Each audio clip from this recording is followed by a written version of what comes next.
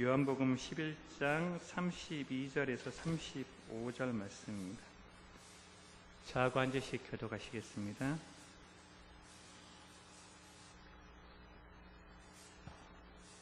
요한복음 11장 32절에서 35절입니다.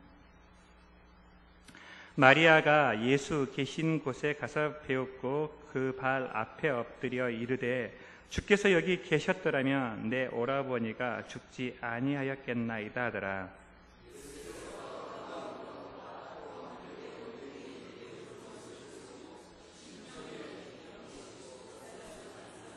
이르시되 그를 어디 두었느냐 이르되 주여 와서 보옵소서 하니 예수께서 눈물을 흘리시더라. 아멘. 자, 앞뒤좌우로 인사하겠습니다. 오셨으니 잘 오셨습니다.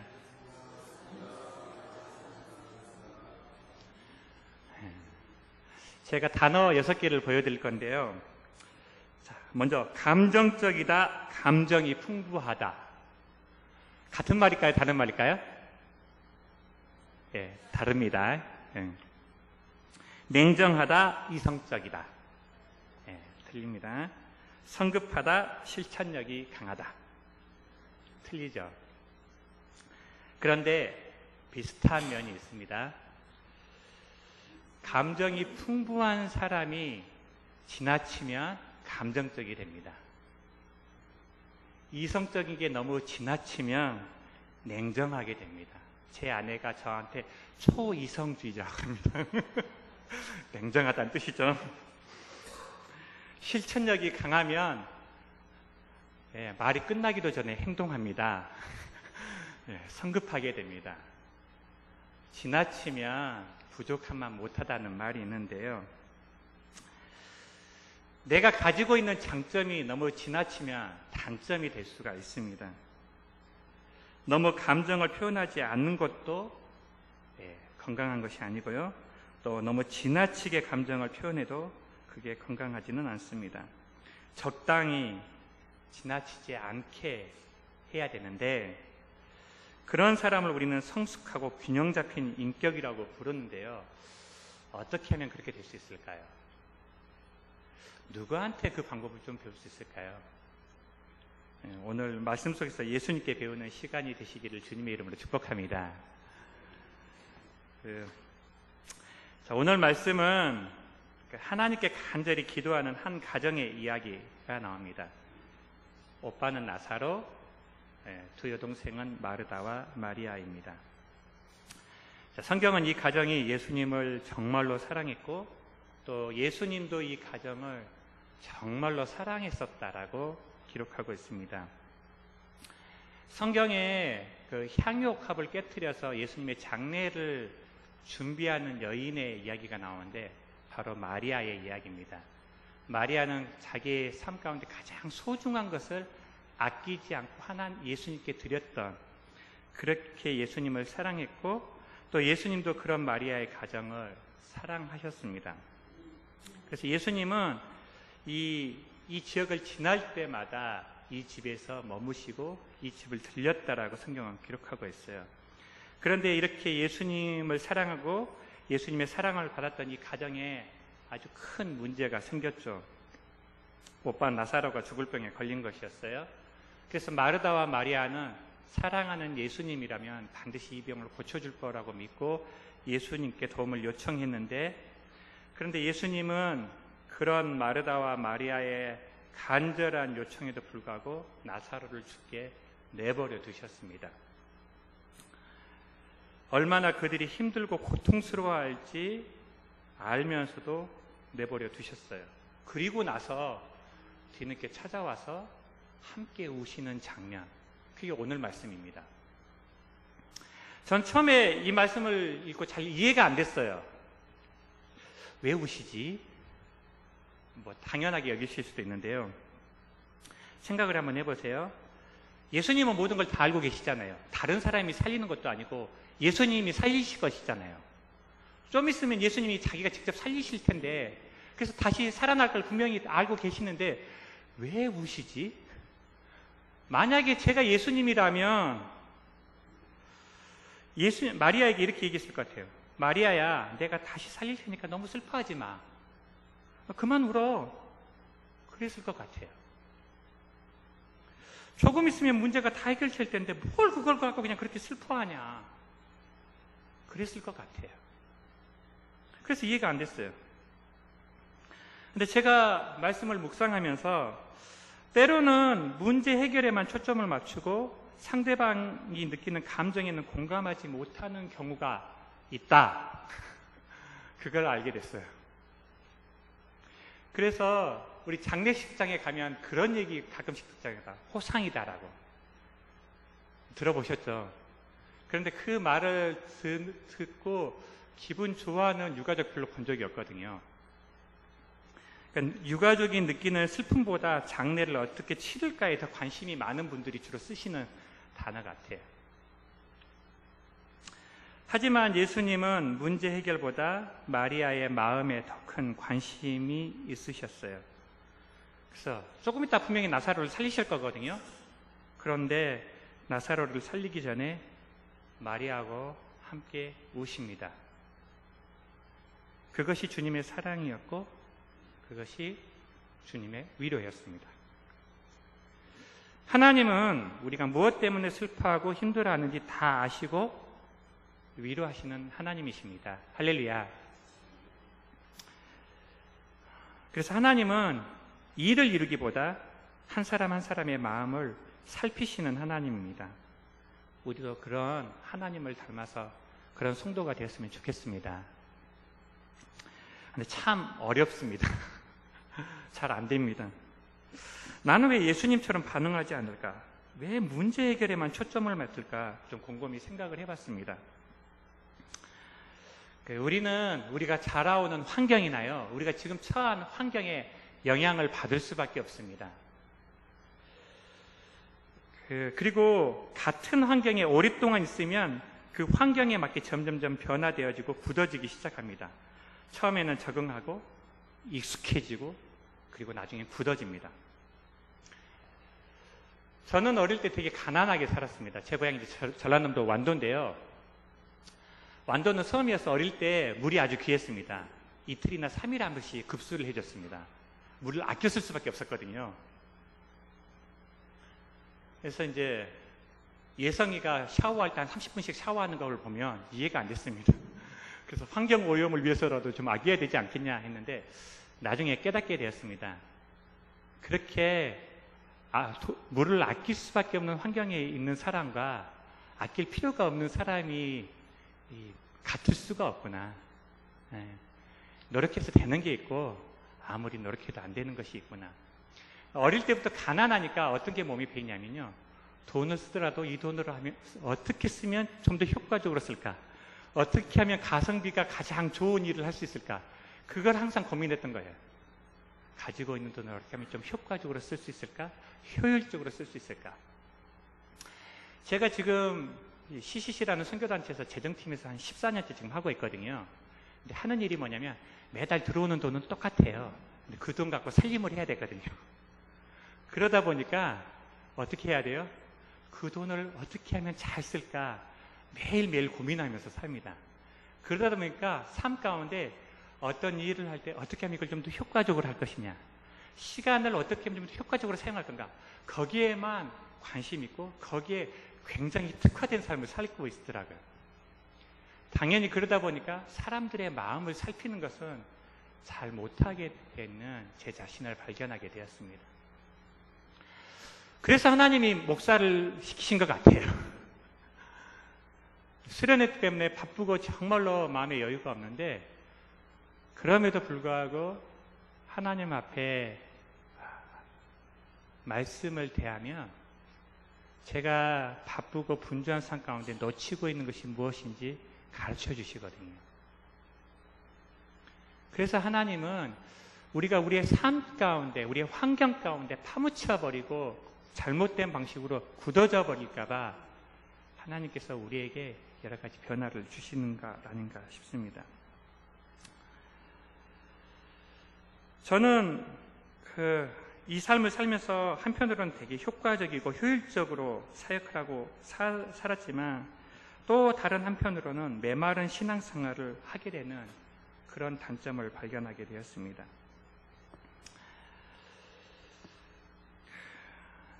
우리 옆 사람하고 좀 이렇게 인사했으면 좋겠는데 옆 사람한테 이렇게 얘기해 보십시오. 당신은 참 좋은 장점을 가지고 있습니다.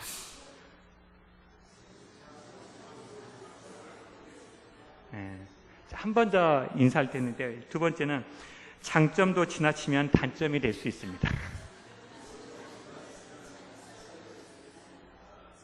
네.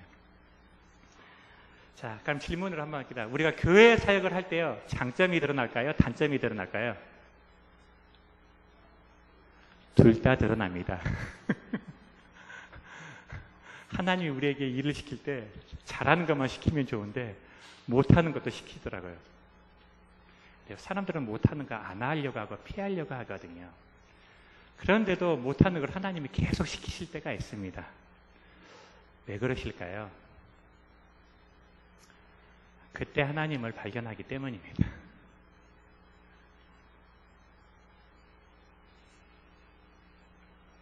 하나님께서는 우리의 부족함을 통해 하나님의 영광을 드러내시기 때문입니다. 할렐루야.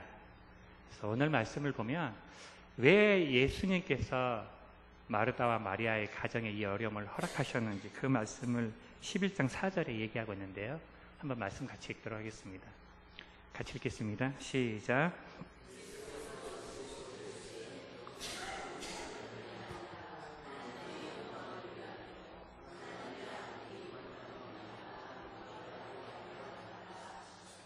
두 가지 영광이 나타나죠. 하나님 아버지께 영광을 돌리고 아들 예수님께 영광을 돌리게 하기 위해서였습니다. 하나님만이 하실 수 있는 일들을 통해 하나님의 영광이 드러나고 사람들은 하나님이 하셨음을 알게 되었습니다. 죽을 병을 고쳐도 영광스러운 일인데 죽은 자를 살렸으니 얼마나 영광스러웠겠습니까? 하나님은 우리의 생각보다 더 하나님의 생각은 우리의 생각보다 더 높으신 걸 믿으시기 바랍니다. 이사야서 55장 6절에서 9절 말씀인데요. 기니까 저하고 한 절씩 교독하겠습니다. 너희는 여호와를 만날 만한 때에 찾으라. 가까이 계실 때 그를 부르라.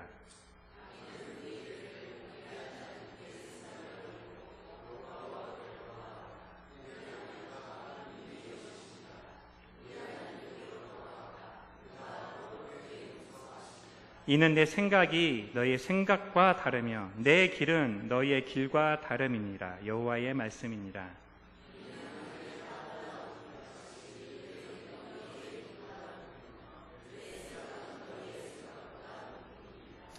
예, 하나님은 하나님이시기 때문에 우리가 하나님의 뜻을 다 알 수 없습니다. 이해되지 않을 수 있습니다. 그러나 분명한 것은 하나님이 우리를 사랑하신다는 사실입니다. 그래서 십자가에서 하나밖에 없는 자기 아들을 우리를 위해 죽이셨습니다. 때로는 환경이 이해되지 않고 지금 처한 상황이 이해되지 않을지라도 하나님의 선하심과 인자심을 끝까지 믿고 믿음으로 승리하는 저와 여러분 되시기를 주님의 이름으로 축복합니다. 그런데 그래도 이해가 안 되는 게 있었어요. 왜 하나님의 영광이 꼭 드러나야만 할까요? 하나님의 영광을 위해 나사로가 죽어야 하고 하나님의 영광을 위해 마르다와 마리아는 그렇게 고통스러워하고 슬퍼해야 한다면 그렇게까지 하면서 하나님의 영광이 드러나야 되는 이유가 도대체 무엇이었을까요? 마르다와 마리아가 예수님에 대해 바로 알지 못했기 때문입니다. 요한복음 11장 25절에서 27절 말씀인데요. 같이 한번 읽겠습니다. 시작.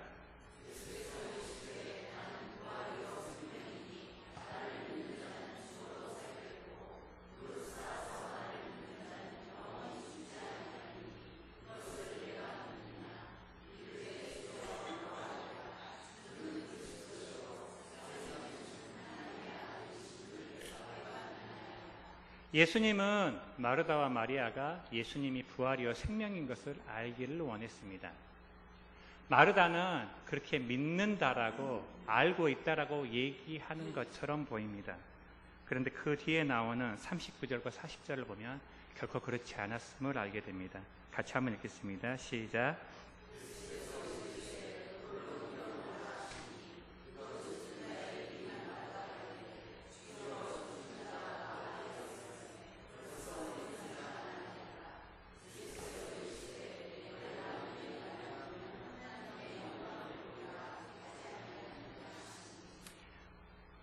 만약에 마르다가 예수님이 부활의 예수님인 것을 믿었다면 돌을 옮겨 놓으라고 할 때 냄새가 많이 난다는 그런 얘기는 하지 않았을 것 같습니다.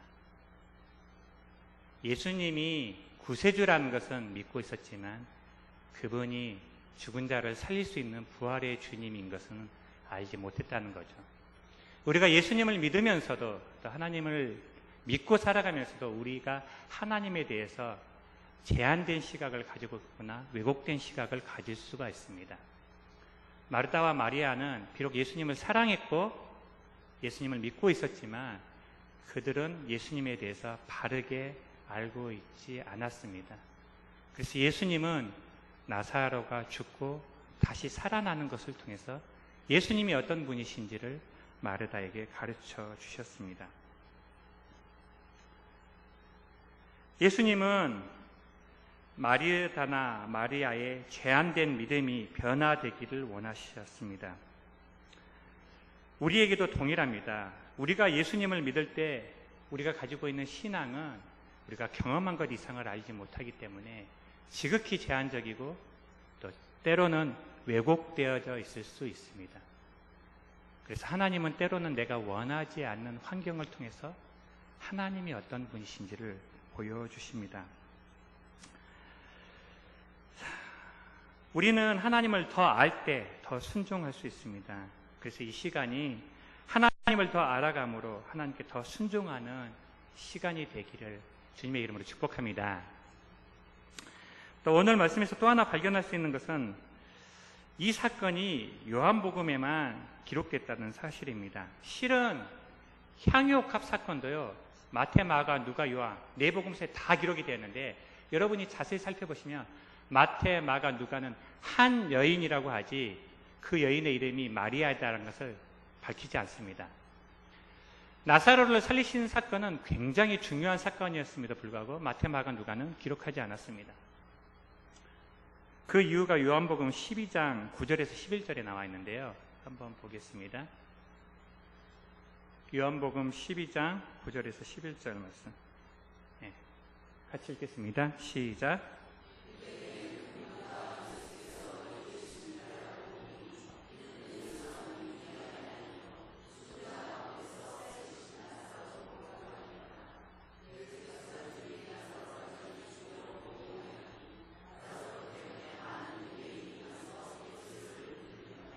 아마 제가 생각하기에 예수님이 죽으시고 부활하시고 나서 가장 인기 있는 사람이 누구였을까?